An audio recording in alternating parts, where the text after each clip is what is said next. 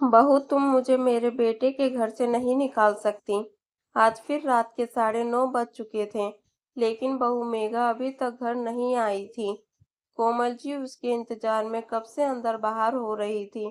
बीच बीच में अपने 7 वर्षीय पोते मनु को भी देख कर आ रही थी, जो कि अपनी मम्मी को याद करते हुए सो चुका था। तभी बाहर एक कार आकर रुकी, उसमें से मेघा बाहर निकल कर आई।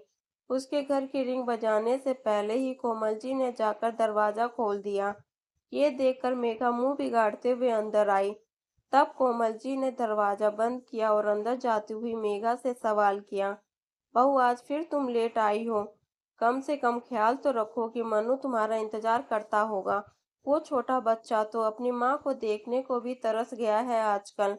अरे, पिता नहीं है उसके, लेकिन कम से कम माँ होने के नाते तुम थोड़ा ध्यान तो रखो उसका। और कौन था वो जिसके साथ तुम आई हो? सुनकर नेहा का दिमाग खराब हो गया। आजकल वैसे भी वो कहाँ किसी के कहे में थी। उसने पलटकर कहा, मम्मी जी, मैं कभी भी आऊं और किसी के साथ आऊं, आप होती कौन हो मुझसे ये सवाल करने वाली? बहू, कैसी बात कर रही हो तुम? मैं तुम्हारी सास हूँ, इसी घर की एक सदस्य हूँ। क्या मुझे कुछ बोलने का हक नहीं है? कोमल जी ने कहा। सुनकर मेघा पलटते हुए बोली, नहीं है, बिल्कुल नहीं है। मम्मी जी, ये घर मेरे पति ने खरीदा था।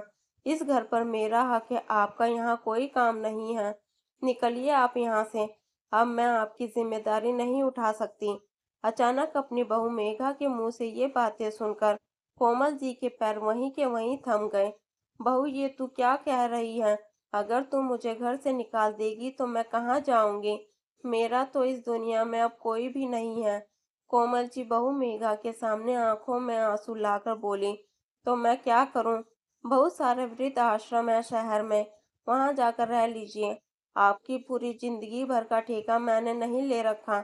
मेघा कठोर बनते हुए बोली, बहू, ऐसा मत बोल।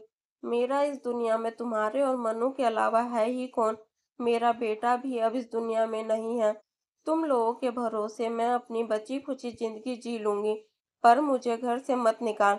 मैं कहाँ जाऊंगी? कोमल सी हाथ जोड़ते हुए बोली, बस बहुत हो गया। मैंने आपके बेटे से शादी की थी, आपकी जिंदगी भर का ठेका मेरे सर नहीं लिया था।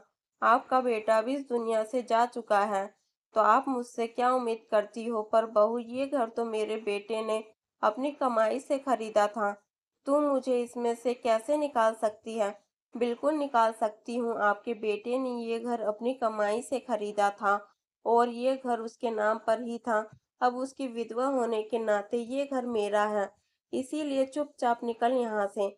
मुझे आपकी शक्ल भी नहीं देखनी है। कहते हुए मेघा ने कोमल जी की बाह पकड़ी और जबरदस्ती खींचते हुए उन्हें घर के दरवाजे पर ले आई और जबरदस्ती बाहर ढकेलते हुए घर का दरवाजा अंदर से बंद कर दिया।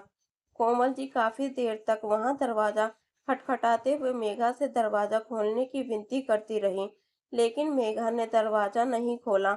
हाँ, आस पड़ोस की भीड़ जरूरी इकट्ठी हो गई। तकरीबन 1.5-2 घंटे तक कोमल जी घर के दरवाजे के बाहर बैठी ही रही, पर मेघा तो इतनी संग दिल हो चुकी थी कि उसने दरवाजा ही नहीं खोला। अब रात के 12 बज रहे थे। उन्हें समझ में नहीं आ रहा था कि वो जाए तो जाए कहाँ। धीरे धीरे भीड़ भी छट चुकी थी। आखिर कौन इस पचड़े में पड़ना चाहे? आजकल किसके पास इतना वक्त है? लेकिन पड़ोस में रहने वाली कोमल जी की सहेली सुधा और उनका बेटा मनन उनके पास आए और उन्हें अपने साथ अपने घर ले आए। उन्हें घर ले आने के बावजूद भी कोमल जी के आंसू रुक नहीं रहे थे।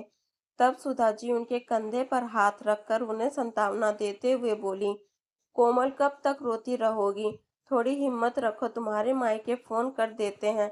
तुम्हारा भाई या भतीजा तुम्हें लेने आ जाएगा। सुधा, मैंने क्या गुनाह किया था जो मुझे ये सजा मिली? बेटे की इस दुनिया से जाते ही मैं तो बेघर हो गई। मेरे पास कोई भी जमा पूंजी नहीं है। बहू ऐसा करेगी, मुझे उसकी उम्मीद नहीं थी। मैं क्या करूं? मुझे कुछ भी समझ में नहीं आ रहा है। कोमल जी रोते हुए सुधा से बोली, आंटी, आप पहले रोना बंद कीजिए और ये पानी पीजिए। फिर मम्मी कह रही है ना, वैसे ही आपके मायके फोन कर देंगे। आपका भाई और उनका बेटा तो बहुत अच्छे हैं, वो आपको पूरा सपोर्ट करेंगे। इसीलिए अपने आप को बेघर तो मत कहिए। सुधा जी का बेटा मनन उन्हें समझाते हुए बोला। हे भगवान, क्या दिन दिखा रहा है मुझे। क्या एक माँ अपने बेटे की कमाई पर कोई हक नहीं रखती। उसके मरते ही उसकी सारी प्रॉपर्टीज उसकी पत्नी की हो गई। भला ये कैसा कानून है। कोमल जी रोते हुए बोली। बड़ी मुश्किल से सुधा जी और मनन ने उन्हें समझाया। काफी देर तक वो यूं ही मौन रही। तब सुधा जी के समझाने पर वो आराम करने के लिए पलंग पर लेट गई। पलंग पर लेटे लेटे ही उन्हें अपनी पिछली जिंदगी याद आने लगी। कितनी खुशहाल जिंदगी थी उनकी। उनका विवाह संयुक्त परिवार में हुआ था।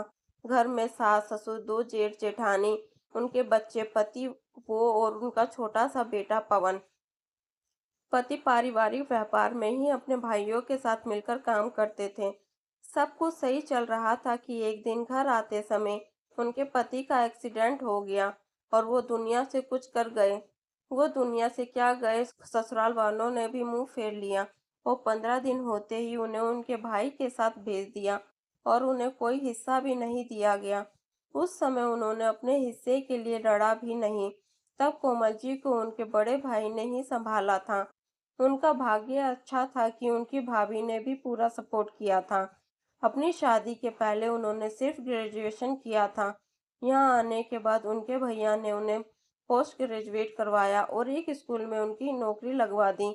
नौकरी लगने के बाद भैया भाभी के मना करने के बावजूद भी वो घर के पास ही किराए के कमरे में शिफ्ट हो गई और अपना और अपने बेटे का खर्चा खुद उठाने लगी।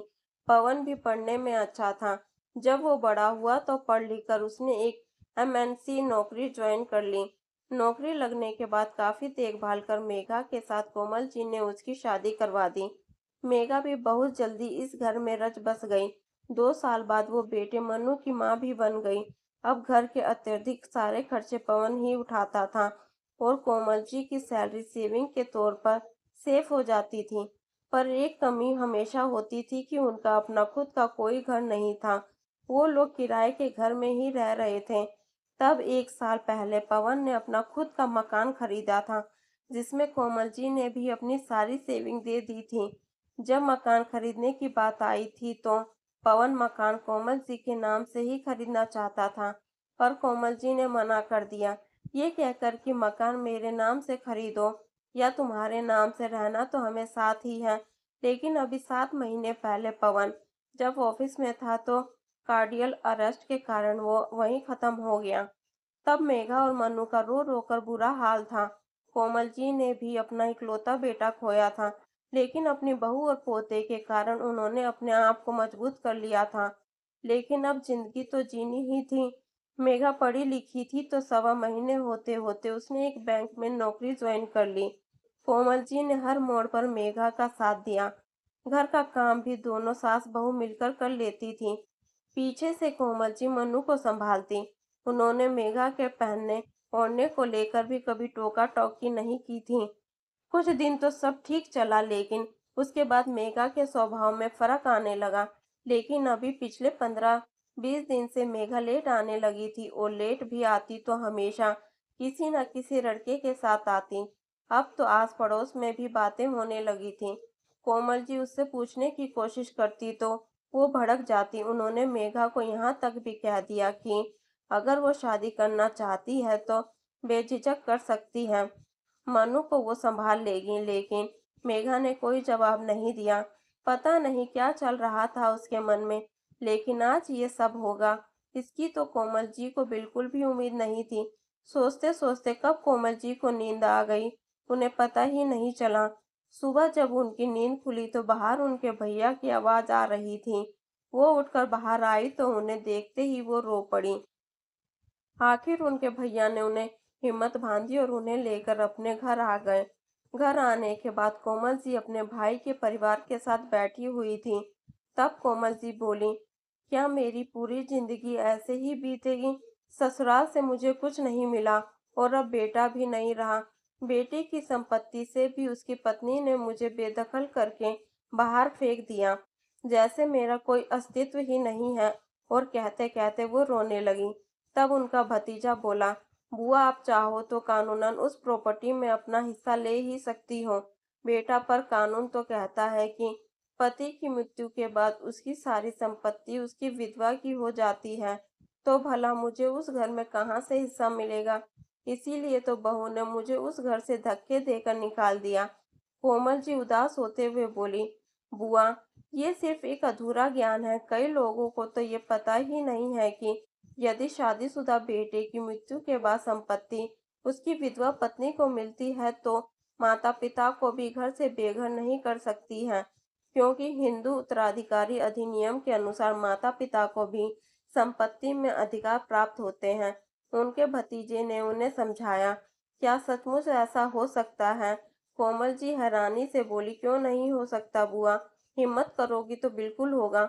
अपने पति के संपत्ति में आपने हिस्सा छोड़ दिया, रड़े तक नहीं, लेकिन क्या बेटे की संपत्ति भी यूं ही हाथ से जाने दोगे?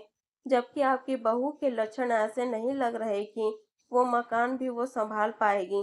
इसीलिए रड़ो। आखिर अपने भतीजे के बात कोमल जी को बहुत अच्छे से समझ में आ गई और उन्होंने उसकी मदद से मेघा पर केस फाइल कर दिया। जब मेघा को पता चला तो वो तिल मिलाकर रह गई। उसने भी अपनी तरफ से वकील हायर किया, क्योंकि वो मकान में कोमल जी को कोई हिस्सा नहीं देना चाहती थी। आखिर 1 साल की कड़ी मशक्कत के बाद फैसला कोमल जी के हक में आया और मेघा को पवन के प्रॉपर्टी में से कोमल जी को भी हिस्सा देना पड़ा। अब कोमल जी उसी मकान में रहती थी और उन्होंने वही आस पड़ोस के बच्चों को ट्यूशन पढ़ाना भी शुरू कर दिया, जिससे वो अपना खर्चा भी आराम से उठा सकती थी। मेघा अभी-अभी चिड़चिड़ाती थी, लेकिन कोमल जी उसकी तरफ ज़्यादा ध्यान नहीं देती थी। मेघा ज़्यादा कुछ बोल नहीं पाती थी, क्योंकि जानती थी कि जो माँ अपने बेटे की प्रॉपर्टी के लिए कोर्ट तक पहुँच सकती है, वो उसके खिलाफ बोलने की हिम्मत भी रखती है।